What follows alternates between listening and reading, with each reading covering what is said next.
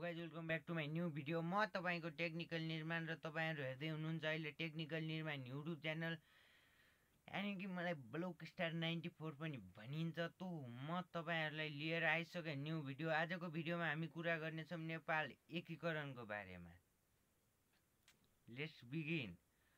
तो यो टपिकमा धेरै युट्युबरहरूले भिडियो बनाइसके तैपनि म भिडियो बनाएको छु, बनाउन आइरहेको छु, किनकि मलाई पनि नेपाल एकीकरणको बारेमा जान्न मन छ।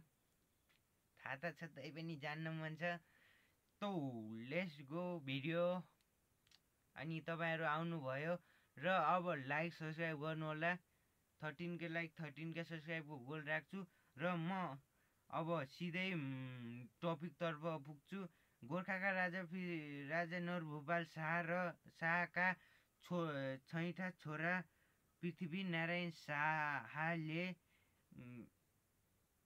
गरेको यो एकीकरण गोर्खा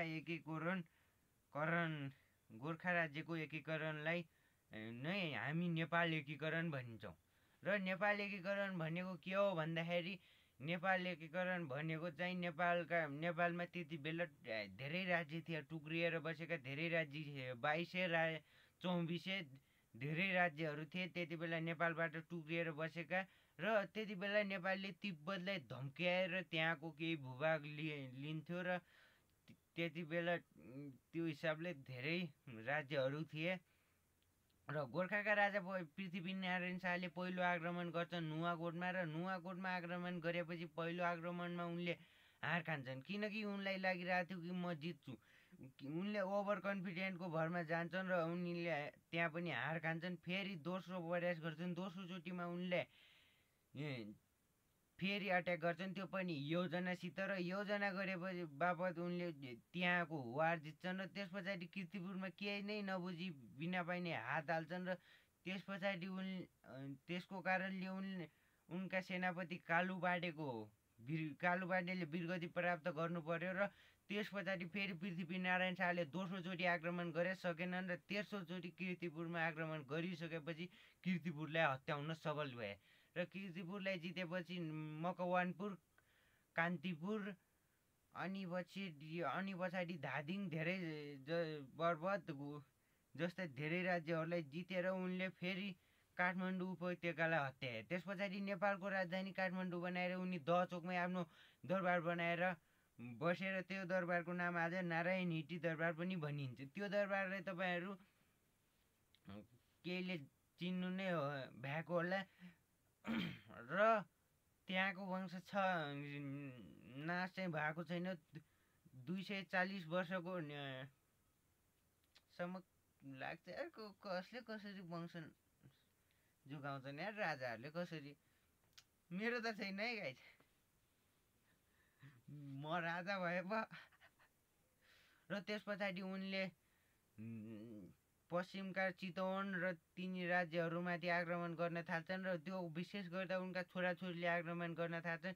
उनीहरूले पूर्वतिर आक्रमण गरिरहँदा बहादुर उनको मृत्यु पछाडि उनका छोरा प्रताप सिंह शाहले चितवन र धनगढी जस्ता राज्यहरू जित्छन्। र त्यस पछाडि उनका छोरा बुहारी राज्यलक्ष्मीले त्यस पछाडि पूर्वका राज्यहरू जित्छिन् र मेचीसम्म नेपालको सीमा पुर्याउँछिन्। र त्यस पछाडि बहादुर शाहले पश्चिमतिर राज्य नाका फैल्याउन लाग्छन्, र गोर्खाले सिक्किमलाई कब्जा गर्छ र सिक्किमलाई फेरि आजाद गर्छ, र फेरि सिक्किमलाई गोर्खाले फेरि कब्जा गर्छ। र त्यस पछाडि गोर्खाले बिहार कुमाऊ गढवाल जस्ता राज्यहरू पनि आक्रमण गर्छ। र त्यस पछाडि हिमाचल प्रदेश र बङ्गालका भूभागहरू पनि त्यति बेला नेपालले लिइरहेको थियो। र त्यति मात्रै होइन गाइस, नेपालले त्यति बेला तिब्बतलाई धम्क्याएर भूभाग पनि लिइरहेको थियो भनिन्छ नि। चोक्टा खान गाकी बुढी झोलमा डुबेर मरी, धेरै लोभले लाभले बिचरा। त्यसै जितको अहङ्कारमा बगेका भीमसेन थापाले फेरि अङ्ग्रेजहरूले त्यति बेला भारत तिब्बतको व्यापारको लागि नेपाललाई नै चुनेका थिए, र नेपाल नै एक स्ट्राटेजिक पोइन्ट थियो। र अङ्ग्रेजहरूले त्यति बेला नेपालबाटै उनले व्यापारको सामान लान खोजेका थिए र यहाँका राजा र यहाँका प्रधानमन्त्रीले केही लानै दिइरहेका थिएनन्, किनकि नेपालका प्रधानमन्त्री र राजाले चाहँदैन थियो कि उनीहरू यहाँबाट जाउन् र उनीहरू यसरी आफ्नो देशमा बाट व्यापार गरून् र त्यसै कारणले गर्दा उनीहरूले नेपाल जस्तो गरिब राज्यले, नेपाल जस्तो सानो राज्यले हामीलाई धम्काउने भनेर आक्रमण गर्छन् र त्यस पछाडि हुन्छ नेपाल इन्डो नेपाल वार र इन्डो नेपाल वारमा के हुन्छ भनेपछि 2 वर्षसम्म नेपाल अधिराज्य र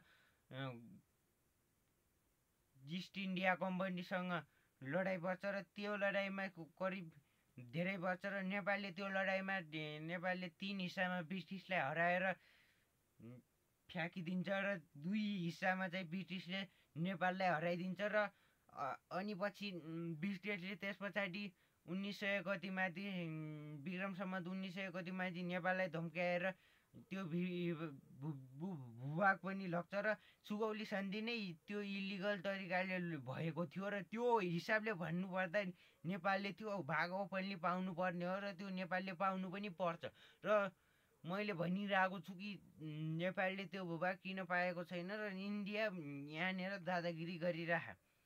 पहिलो कुरा यो सुगौली सन्धि नै इलिगल थियो र यो हिसाबले भन्नुपर्दा म इन्डियाका प्रधानमन्त्री नरेन्द्र मोदीलाई भन्छु कि तिमीहरूको बाउको सम्पत्ति होइन नेपाल, तिमीहरूको बाउको वीरता होइन नेपाल तिमीहरूको बाउको होइन र तिमीहरूले यसरी अरू राज्यलाई आफ्नो गुलाम बनाउँछु भन्ने नसोच।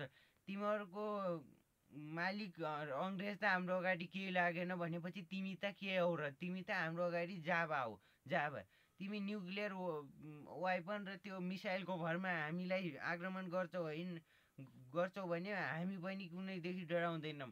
तिमीहरूले एकचोटि न्युक्लियर वेपनले आक्रमण त गरेर हेर, युनाइटेड नेसनको पावर, एफटिएफको पावर र वर्ल्ड ब्याङ्कको पावर तिमीहरूले त्यति बेला देख्नेछौ। तिमीहरूको मुर्दाको कुनै कामै हुन्न र तिमीहरू बाँच्न पनि गाह्रो पर्छ। एक देशदेखि अर्को देशसम्म न्युक्लियर वेपनको फायरिङ गर्ने त्यतिकै सजिलो तिमीहरूलाई हुँदैन र तिमीहरूले न्युक्लियर वेपन फायर गरिहाल्यौँ भने पनि हामीहरू डराउँदैनौँ, किनकि हामीहरू वीर गोर्खालीका सन्तानहरू हौँ र हाम्रो रगत तातो हुन्छ र त्यसैले तिमीहरूलाई भन्छु म कि तिमीहरू आफूभन्दा सानो देशलाई धम्काउन नलाग र आफूभन्दा सानो देशलाई धम्काउँदा हुने कुरा त्यही हो। र त्यस पछाडि सुगौली सन्धि मार्फत नेपालले आफ्नो ग्रेटर नेपाल गुमाएर नेपाल सानो बन्यो र त्यस पछाडिको कुरा जङ्गबहादुर राणा त्यस पछाडि दरबारमा केही हल्ला विफल्ला जस्तै कि विवाद भइरहेको थियो र त्यही विवादको फाइदा उठाएर जङ्गबहादुर वीर नरसिंह कुँवरले सबै आफ्नो शासन वीर नरसिंह कुँवर यानि कि जङ्गबहादुर राणाले सबै शासन आफ्नो हातमा लिन्छ र त्यस पछाडि बन्छ नेपालको प्रधानमन्त्री र त्यस पछाडि जङ्गबहादुर राणाले आफ्नो हातमा शासन लिइसके पछाडि आफू राजा जस्तै हुन्छन् र राजा जङ्गबहादुर राणा नै भन्नुपर्छ भन्छन् केहीले त। र त्यस पछाडि उनीले राजा बनिसके पछाडि उनी राजा होइन प्रधानमन्त्री बनिसकेपछि उनले आफ्नो राणा शासन सुरु गर्छन् र त्यस पछाडि उनी राम्ररी बस्छन् र उनीले पनि अङ्ग्रेजहरूको कुरा बुझ्न चाहन्थे र यदि अङ्ग्रेजहरू बहादुर छन् या छैनन् भनेर उनी बेलायत जान चाहन्थे। अङ्ग्रेज बहादुर रहेछन् भनेपछि अङ्ग्रेजसँग लडाइँ गर्ने रहेछन् भनेपछि अङ्ग्रेजसँग मित्रता गर्ने र अङ्ग्रेज बहादुर रहन्छन् भनेपछि अङ्ग्रेजसँग लडाइँ गर्ने तिनको यो स्ट्राटेजिक प्लान थियो र त्यही प्लान मार्फत उनी बेलायत पनि जान्छन् र बेलायतमा उनको भव्य तरिकाले स्वागत हुन्छ र बेलायतमा स्वागत भइरहेको बेलामा एउटा मान्छेले रेल त्यहाँबाट जान दिइरहेको हुन्न। त्यति बेला जङ्गबहादुर झर्किएर भन्छन्, ओहो म त यहाँबाट जाउँ कि यहाँ मेरो इज्जत नै भएन।